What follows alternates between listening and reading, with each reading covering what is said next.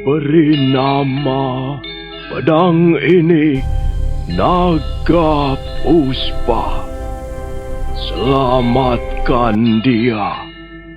Jangan sampai jatuh ke tangan pendekar berwatak jahat.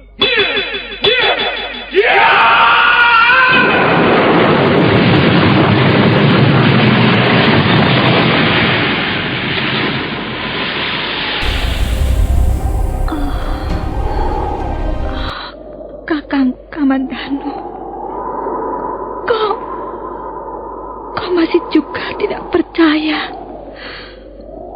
bahwa aku mencintaimu.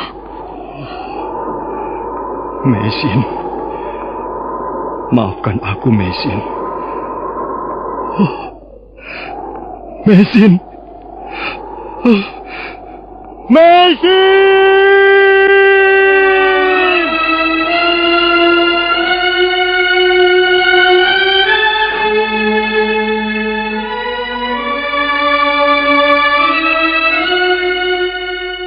Tutur Tinula.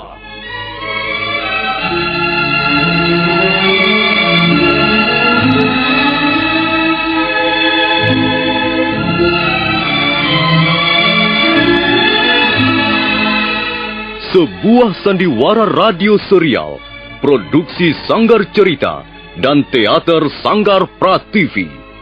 Sebuah kisah dengan latar belakang sejarah runtuhnya Singasari dan berdirinya Kerajaan Majapahit.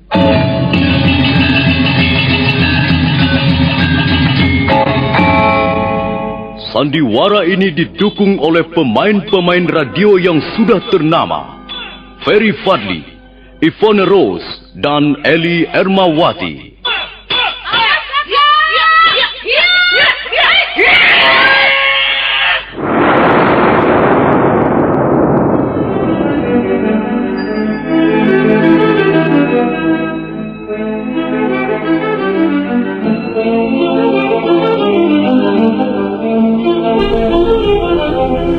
Cerita ini ditulis dan diolah oleh S. Tijab.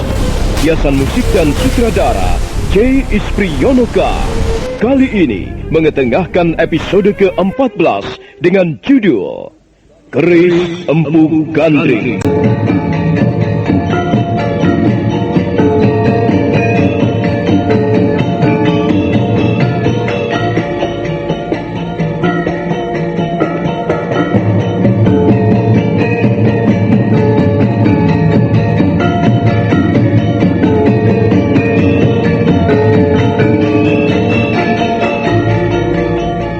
Dalam seri ke-391 ini didukung oleh para pemain Heri Stiono sebagai Dyah Sanggramawijaya, Ferry Fadli sebagai Arya Kamandanu, Idris Apandi sebagai Ramapati, Nusri Nurdin sebagai Lembus Sora, Refli Lubis sebagai Demung Wira, Elias sebagai Gajah Biru, Ivone Rose sebagai Sakawuni, Narto Bantul sebagai Rawedeng, dan Asdi Suhastra pembawa cerita. Selamat menikmati.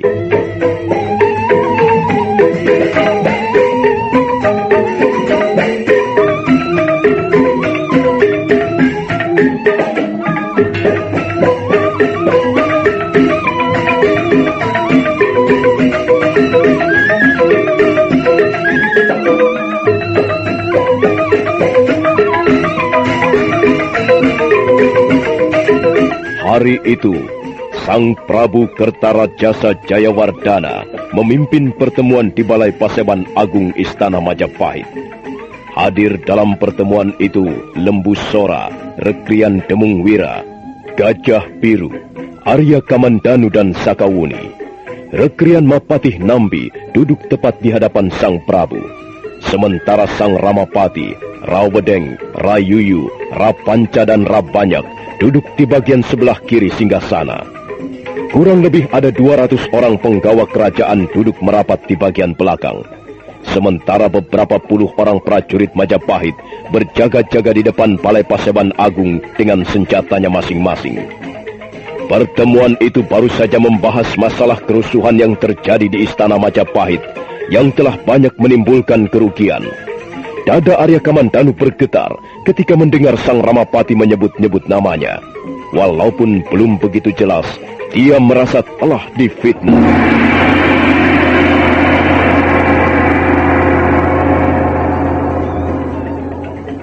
Arya Kamandanu. Ya, Gusti Prabu. Kau tidak perlu merasa berkecil hati.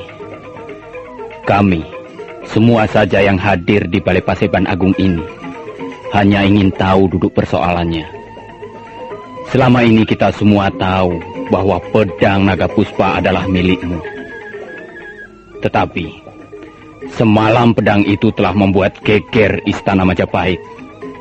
Banyak sekali prajurit-prajurit Majapahit jatuh menjadi korban.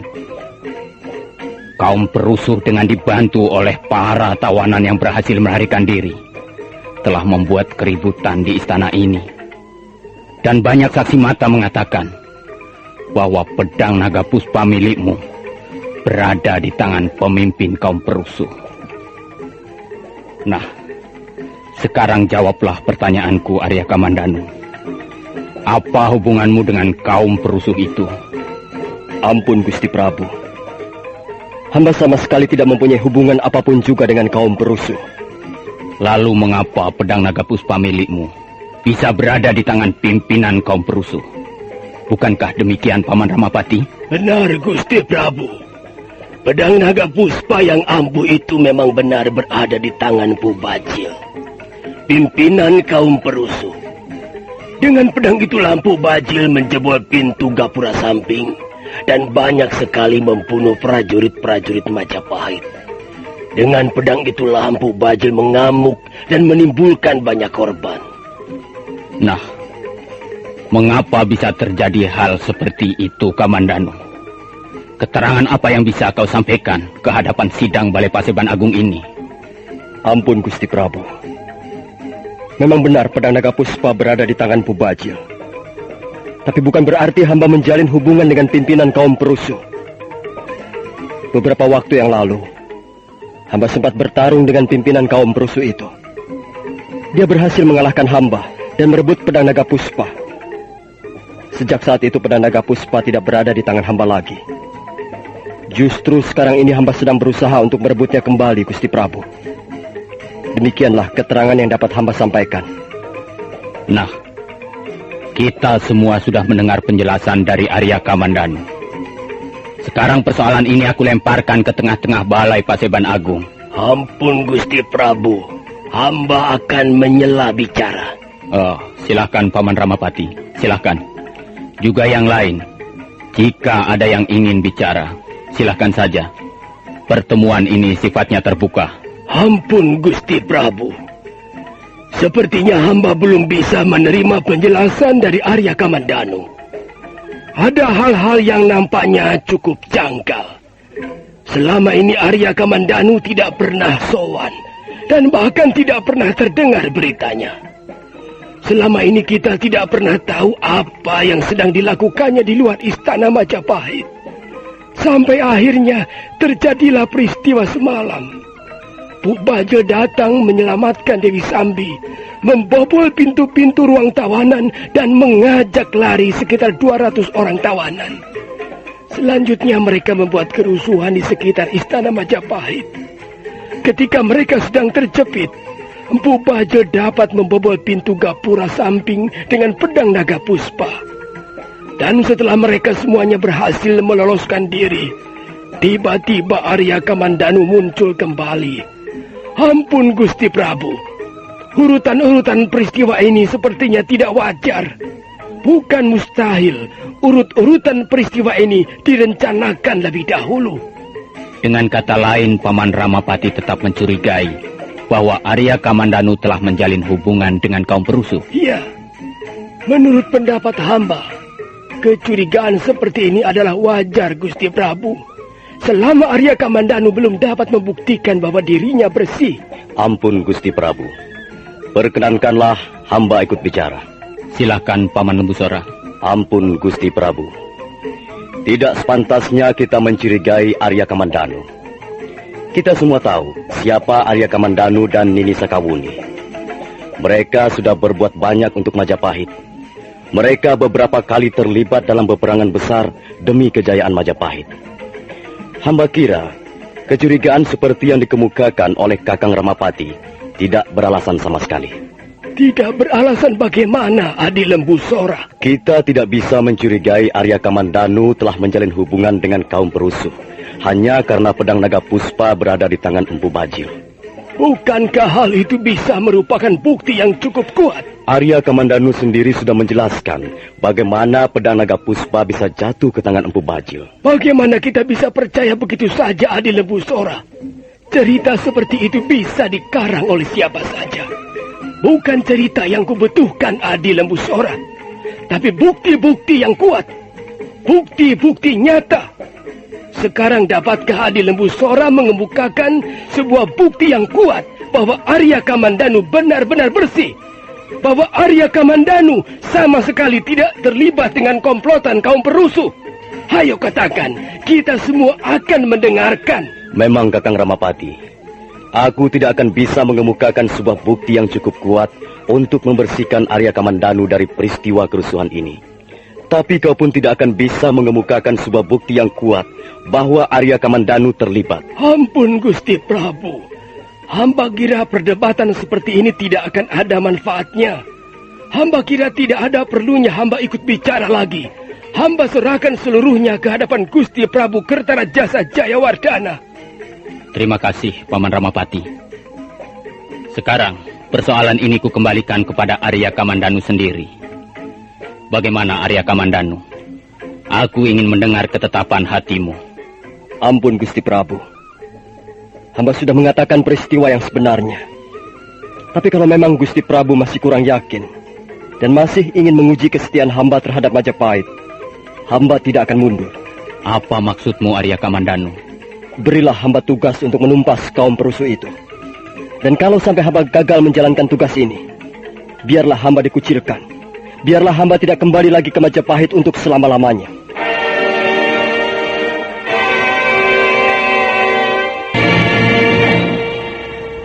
Pertemuan di Balai Paseban Agung selesai menjelang tengah hari. Sang Prabu Kertarajasa Jayawardana diiringi para abdinya memasuki istana bagian tengah.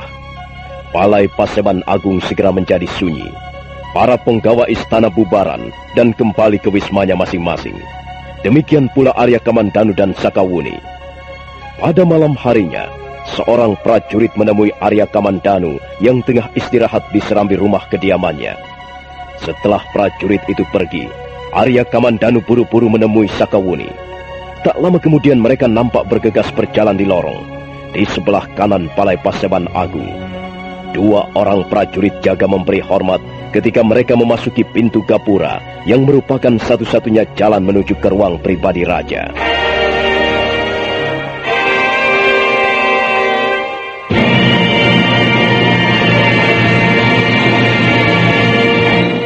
Duduklah, Arya Kamandanu.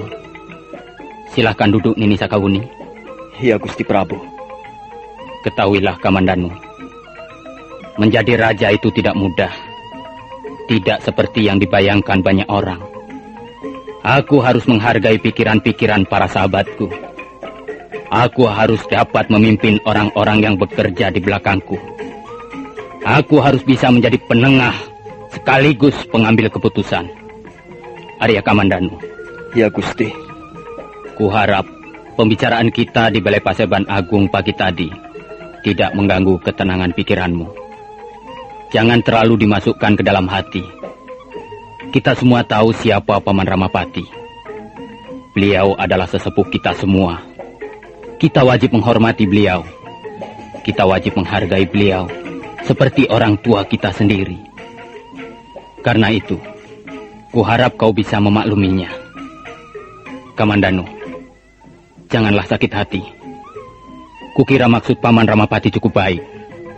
Justru sekarang ini kau mendapat tantangan. Kau mengerti apa yang kumaksudkan, Kamandanu? Ya, Gusti. Hamba mengerti. Hamba memang pantas dicurigai. Karena itu hamba bertekad untuk membersihkan diri hamba dari peristiwa kerusuhan ini. Aku percaya kau cukup jujur, Kamandanu. Demikian pula kau, Nini Sakawuni. Kalian berdua adalah orang-orang yang sangat berjasa bagiku, juga bagi pertumbuhan Majapahit ini. Dan aku masih sangat mengharapkan kalian tetap mau bekerja di Majapahit. Demikian pula tekad kami, Gusti Prabu. Kami akan tetap setia kepada Gusti Prabu dan Majapahit. Terima kasih, Nini Sakawuni. Terima kasih.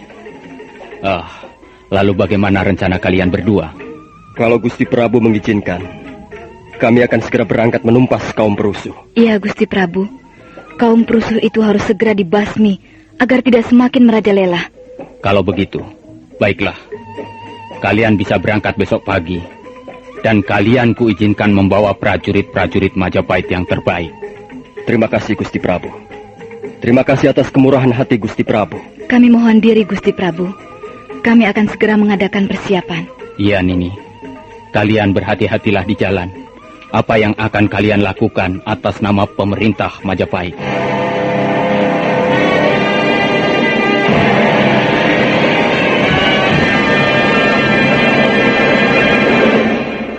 Kedudukanku sekarang ini terjepit, Kamandanu. Aku ini ibarat macan tanpa gigi.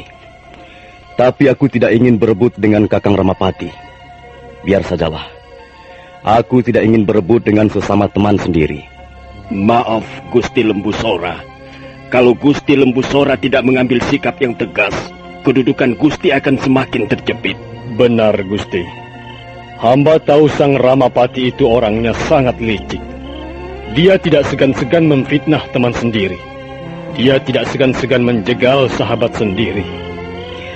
Demung Wira dan kau Gajah Biru. Kita harus bersikap jantan dan perwira. Karena kita adalah prajurit-prajurit. Sebelum ada bukti-bukti nyata, kita tidak bisa berbuat apa-apa. Karena tuduhan tanpa bukti adalah fitnah.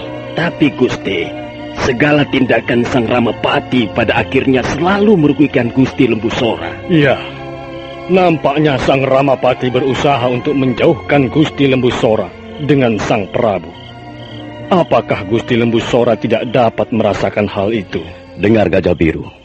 Aku sudah sejak lama sekali menjadi penggawa kerajaan. Aku sudah kenyang makan garamnya tata pemerintahan.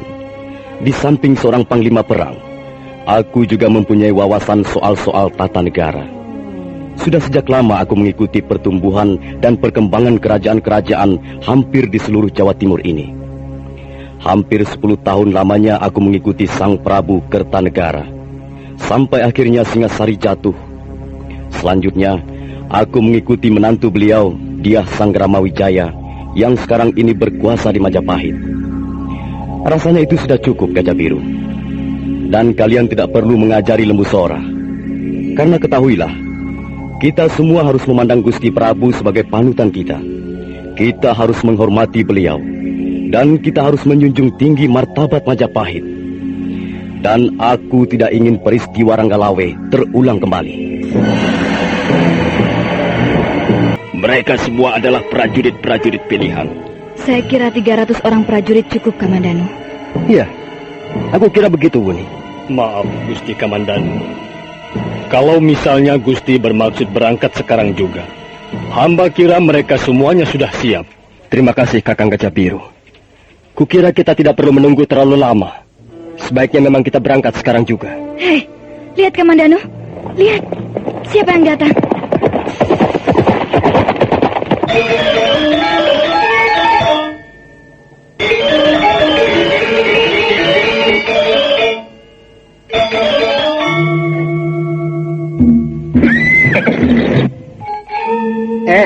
Apa yang kalian lakukan ini?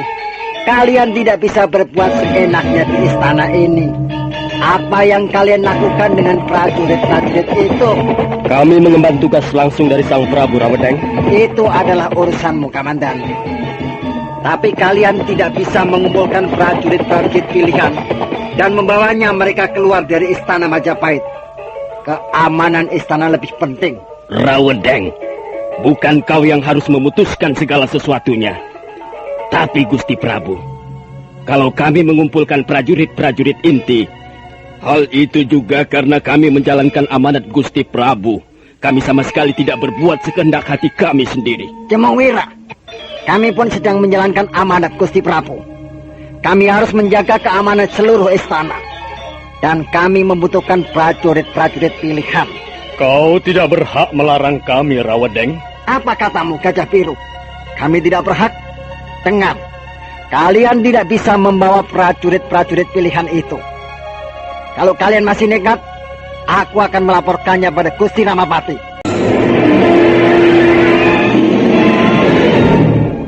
Suasana di tepi alun-alun Istana Majapahit menjadi tegang. Rawedeng tetap kukuh pada pendiriannya. Dia melarang keras Arya Kamandanu membawa prajurit-prajurit pilihan keluar dari Istana Majapahit. Pada saat ketegangan semakin memuncak, muncullah Lembu Sora.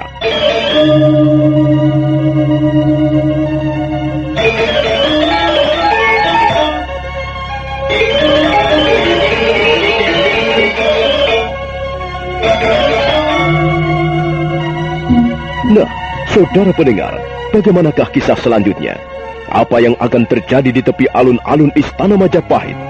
Apakah perselisihan di antara mereka akhirnya akan berbuntut panjang? Silakan menunggu seri berikutnya, Tutur Tinular, dalam episode Keris Empu Gandring ini. Sampai jumpa.